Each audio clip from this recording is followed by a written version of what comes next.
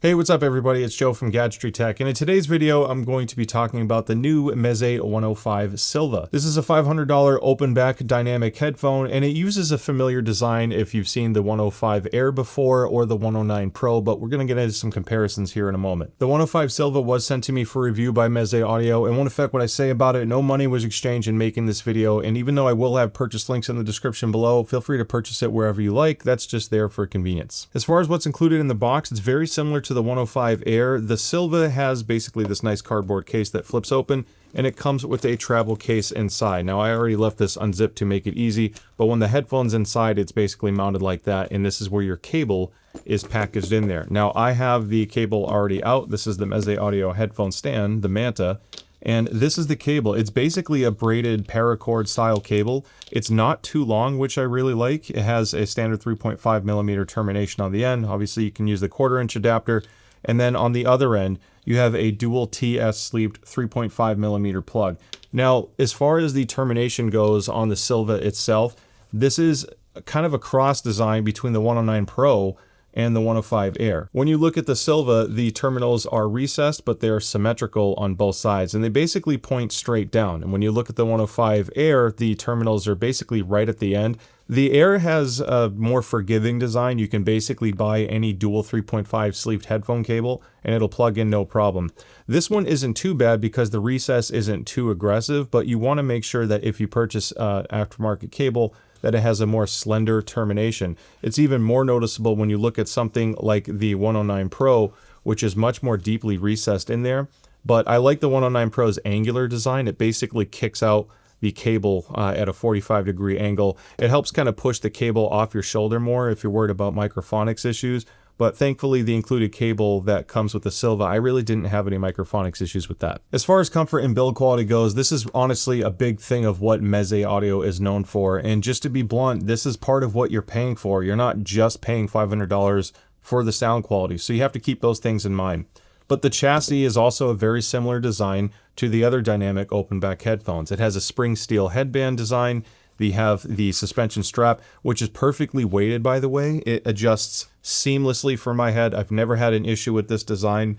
Meze Audio has always had their ergonomics done really well. And leading into the yoke, if you will, at least where the cup mounts to the spring steel headband, this has some articulation. It basically pivots on all directions, which is nice because it helps the pad kind of conform to your ear. Real quick note on the articulation, the 109 Pro, at least my 109 Pro, has a lot more movement. It's not really noticeable once you're wearing it. It's kind of like when you handle it, it feels easier to settle in on your head. The Silva and the Air are just a little bit more resistant towards some of this articulation. Also continuing in line with the other Meze Audio products here in terms of comfort goes is the clamp force and the weight. The 105 Silva is almost the same weight as the Air. It's just slightly heavier, and that might be attributed to the design itself. And the clamp force is nearly identical. Out of the box, the Silva had the strongest clamp, but it's within the margin of error. It's about 10 grams, which honestly just a fraction of a millimeter on the pad on the same chassis would be enough to add that 10 grams extra clamp force. And because this is spring steel, you can technically reduce or alter the clamp force of these. So if you're ever looking to do that, I'm not telling you to do this aggressively, please keep that in mind, but all of this clamp is provided by this spring steel headband. So if you ever want to loosen it a little bit, I basically just do this. I grab it with my index finger, and on each band, I just put a little pressure on my thumb. You would do it a little bit more than this, and you can easily take a little bit of clamp force off and kind of take the edge off if you find it too snug. Because this is somewhat a light headphone, it's under 400 grams across the board with these guys, that clamp force helps keep it very secure on your head. I almost put this on backwards. So if you're moving your head around and you're concerned with either losing a seal or having it shift, these are very snug on my head. The pads are so large and plush and soft that the clamp force is kind of offset by that cushion. It's not like it's a harder surface pressing on your head. Pad dimensions are actually quite similar as well. So these pads, I thought they would be identical. This could be a margin of error just for the Silva for me, but the Silva had a little bit more pad width here compared to the 109 and the 105 Air. The depth is basically the same as the 105 Air, but the 109 has an angled baffle. So when you look at it, this is a more expensive headphone, so there's going to be a little bit more attention to detail here. You can see that gorgeous exposed driver, which is beryllium coated, but they angle the driver here. I think this helps with some imaging performance, or at least how I heard the sound, but it could be a numbering things from a tuning standpoint.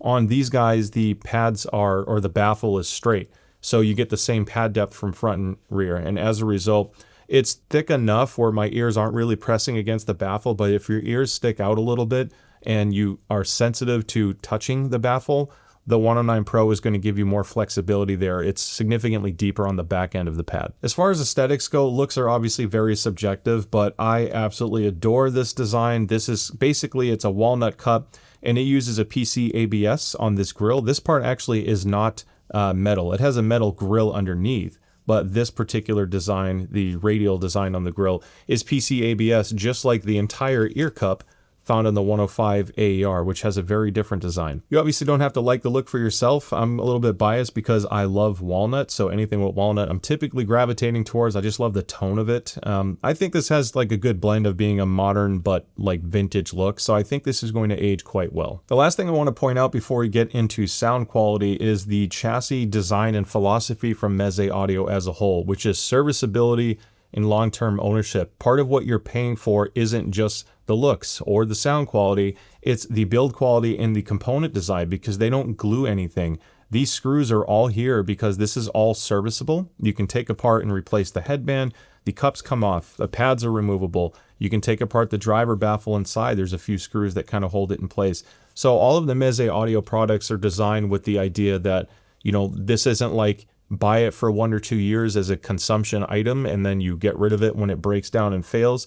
This is a long-term investment. So huge kudos for Meze, or to Meze, for doing that. They've done that with their entire lineup, so it's nice to see some consistency there too. Meze Audio rates the 105 Silva to have the exact same impedance of 42 ohms when compared to the 105 Air, but when I measured it on my DATS V3, the impedance plot was a little bit differently, specifically in the bass region, and that's normal because anytime you have a dynamic driver, there's typically at least one peak, sometimes a couple different peaks or elevations where the electrical impedance changes by frequency, and the more drastic the change is, the more reactive it is to a high output impedance amplifier. So if you're using a high output impedance tube amp, for example, if you have a high shelf in the bass region, some headphones go way up into the hundreds of ohms of impedance.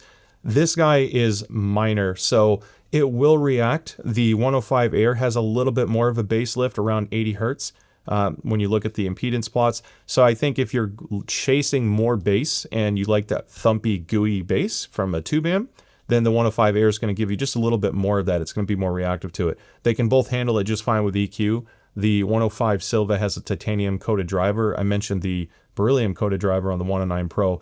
So as far as like distortion handling and power limits go, it's great, but electrically it is slightly different than the 105 Air. As far as sound quality, there's going to be quite a bit to talk about here, and I will be making comparisons to other models here and off the table as well. But as far as objective audio goes, and using the measurements from my rig, which is a Gross KB006X Pentaclone and an IEC711 coupler clone, when you look at the frequency response, it's a very familiar tail to what you get on the 109 Pro and the 105 Air. You get a little bit of bass warmth in the mid bass and a little bit of roll off in the sub bass, pretty normal for an open back dynamic headphone.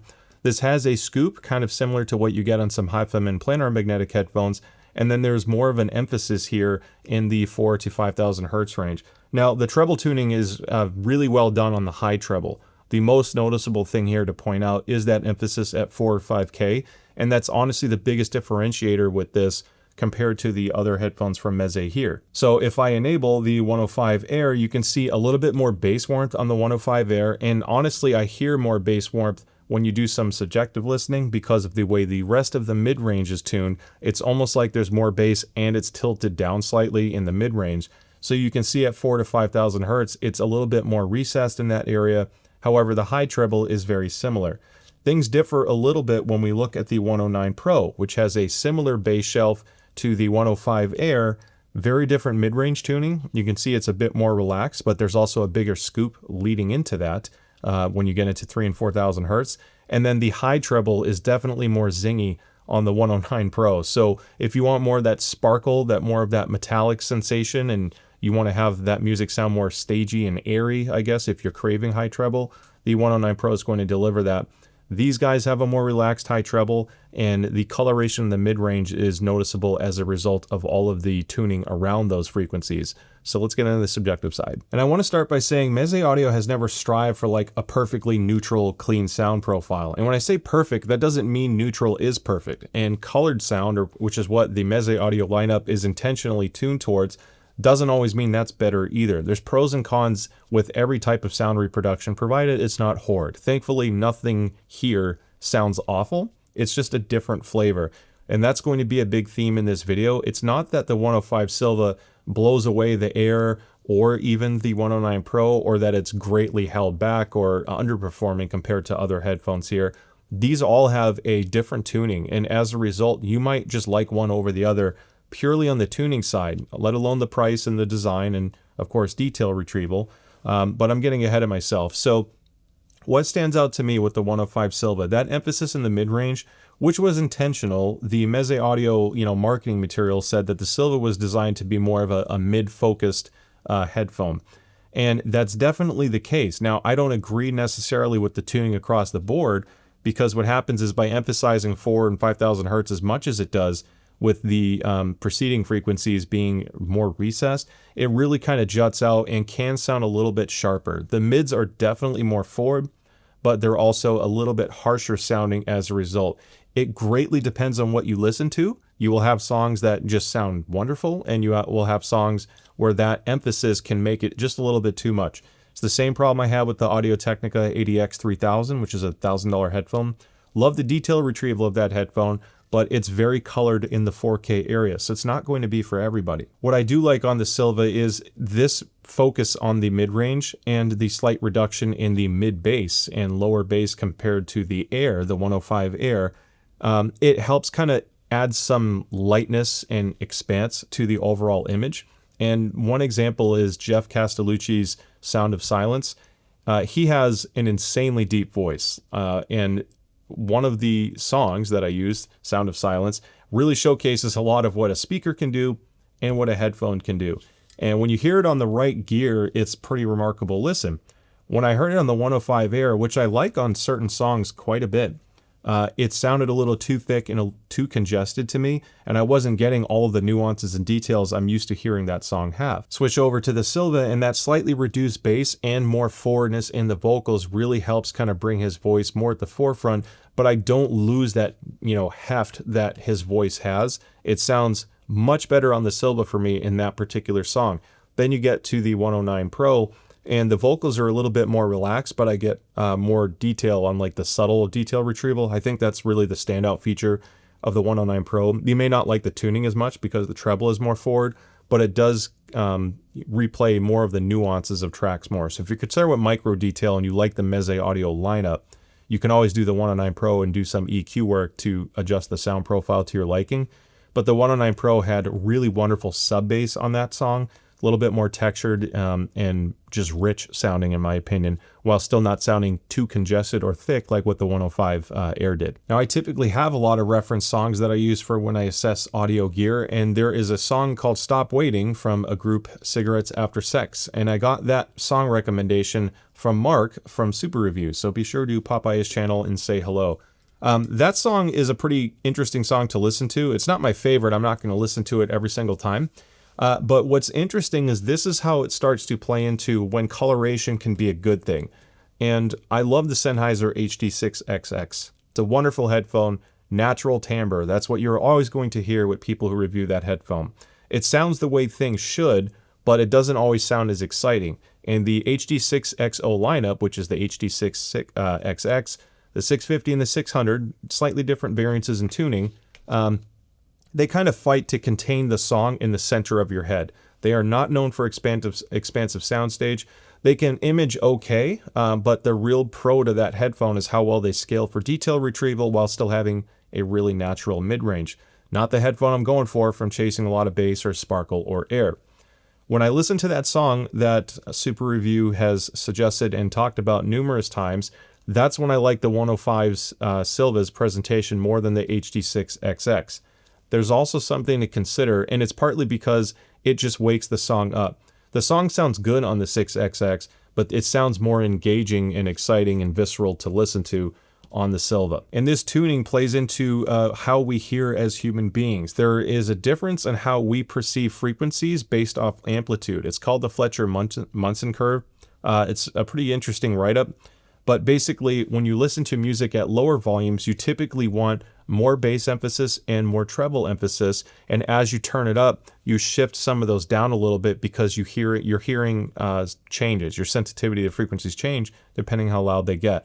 I don't listen to my stuff extremely loud. So this is part of the benefit of having a little bit more bass warmth and a little bit more emphasis in the mid-range and treble, because I get a more enjoyable listening experience at lower volumes. And the 6XX does not do that same level of enjoyment to me when I'm turned down and I just have stuff playing in the background. So there is some merit to having something that is coloring it, sometimes in an aggressive way, but it can really help make certain tracks a lot more enjoyable. So I've talked about the Silva being emphasized in that 4 and 5K. It really is the standout tuning characteristic of this. I love the bass tuning of it. I think that warmth is tastefully done and it lends itself to a huge variety of music, whereas the 105 Air to me is a little bit too much on certain tracks. And as a result, some things can sound a little too congested.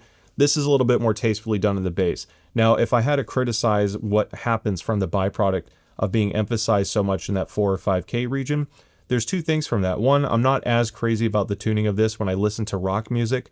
I prefer the 109 Pro for rock, or even a Focal headphone in a similar or even lower price range. So if you listen to a lot of rock, maybe consider that. But what stands out with the Silva, and again, this is me just being more critical to try to best explain this as possible. Human voices have a huge variety of the way they sound. There are so many different singers out there, and they can sound quite different from each other. And when you have this kind of emphasis the way it is, it almost compresses some of the range of voices out there into a slightly more narrow box, if you will. Or if you get something more neutral, you get to hear a lot more range and nuances of different voices. It's not always going to be noticeable. It really depends on the artist you listen to, but I listen to a huge variety of genres, and I couldn't help but notice there was a little bit of compression in vocal range presentation, less noticeable with musical instruments. And again, I think if you do just a little bit of mild EQ, with this guy, I just added a bass shelf of 3 decibels, and I just tabled off at 4,000 hertz. I just did like -2 or 3 decibels with a Q of 1. Didn't need much. On the treble side, you have to tune to what you hear. I can't tell you exactly how to change it, but that was enough for me to kind of pull it in check a little bit more, and then I get to enjoy the comfort and the build quality and the looks of the Silva. As far as gaming performance goes, I brought this guy out. This is the AR5000 from Aoun, and it's a nice headphone. This is metal here, so it's pretty well made. I don't think it's as pretty as any of the Meze audio products, but it's still very comfortable, and it has these huge angled drivers as well. I've preferred this for FPS play specifically, so if you're watching this video solely for the gaming side and you only care about competitive play, if you're not doing any form of EQ, I really think the AR5000 is a top performer in this price range, whereas I'll give some credit for the Meze audio more on the immersive side. They are just so comfortable and easy to wear, and the way the treble is tuned is more conducive towards games with a vast environment. If you're hearing wind, you're hearing cars go by on the highway, let's say you're playing Cyberpunk, or anything that has like rain and stuff like that, I think it sounds more immersive and a little bit more magical on the Meze audio products. It definitely sucks you in more. The 109 Pro is really like a top performer on that side. It's one of my favorite headphones for the immersive gaming, just because of the comfort, and I think the tuning is really fun. But all of that magic that the Meze audio headphones are doing to sound wide and immersive takes away a little bit on the competitive side, because you're hearing a lot of the details of things like, you know, the cocking of a gun, glass breaking, bullets hitting the ground. Those things can be distracting if you're just trying to isolate on footsteps. And the way this is tuned out of the box, the AR5000, I think better focuses on the audio cues that I care about for competitive play.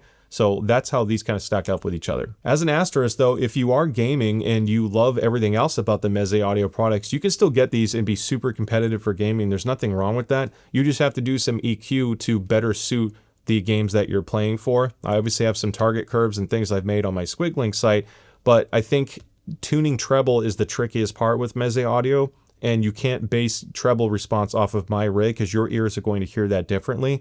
So it's a little bit more difficult to tune for competitive play, because you have to understand what frequencies to isolate and reduce. That's the only reason why I kind of lean towards the AR5000, but these certainly have the potential to be just as competitive, and in this case more, because the detail retrieve is a little bit better on this guy, just needs a little bit more EQ. And that kind of brings me to the end of the video. So here's the thing, you can EQ sound, but you can't EQ looks, build quality, or comfort. So those are hugely important attributes of a headphone, and I'm not going to use that to excuse the Meze 105 Silva's performance purely on the sound side. So to be blunt, at $500 purely on sound, I do not think it's as competitive as some other headphones out there. I give the edge to HiFiMAN in terms of sound quality, or even Sennheiser at a lower price range. What you do get with the Meze audio products are a colored and very fun sound that can make certain tracks sound better than legendary headphones, and while also looking good and feeling good on your head. If you're open to dabbling with EQ and you're okay with paying a little bit more of a premium for the looks, the serviceability, and honestly, it's a world-class ownership experience between the packaging, the support you get from Meze Audio, all of those little things add up. It's kind of like saying, you know, if you just need a practical everyday car that makes sense, a lot of people think Toyota Camry, for example. But every now and then, even though the BMW isn't always the best pick, or the Lexus isn't the best pick for just your daily driver, the ownership experience is why some people still prefer to get that. And you do pay a little bit more, and it kind of translates to headphones as well. So I don't think the Silva is a home run in every single regard, but at $500, I think it's an interesting option at this price range. And again, you still get the build quality and the looks if that's important to you. So that wraps up my long-winded review. I really hope you found this helpful. Don't forget to like and subscribe if you haven't already. Thank you so much for watching, and I'll see you at the next one. Take care.